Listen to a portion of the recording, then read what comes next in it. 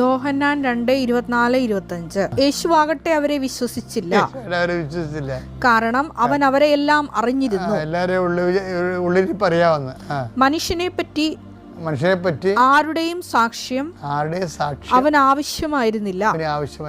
മനുഷ്യനിലുള്ളത് എന്താണെന്ന് അവൻ വ്യക്തമായി അറിഞ്ഞിരുന്നു. വ്യക്തമായി, ക്രിസ്റ്റൽ ക്ലിയർ. മനസ്സിലായില്ലേ? അപ്പം അതുകൊണ്ട് ദൈവത്തിനെ കുറിച്ച് എതിരെ ഒന്നും ചിന്തിക്കരുത് കേട്ടോ. നിങ്ങൾ ഒരു പ്രാർത്ഥന കേട്ടില്ലെങ്കിൽ പറയും, എൻ്റെ കൂട്ടുകാരത്തി അവൾ പള്ളിയിൽ വട്ടക്കാരുമില്ല, അവൾ കാനഡയിൽ പോയി അല്ലെങ്കിൽ ഇംഗ്ലണ്ടിൽ പോയി, ഞാൻ പള്ളിയിൽ നിന്ന് മാറാൻ നടക്കണം, എൻ്റെ വിസ എടുത്തില്ല. അല്ല, അപ്പോൾ നിങ്ങൾ ഉള്ളിൽ വിചാരിച്ചില്ലേ എന്ന് വെച്ചാൽ ദൈവം അത് നെഗറ്റീവ് പറഞ്ഞാൽ അത് വിചാരിച്ചാൽ മതി, റെക്കോർഡായി പോകും.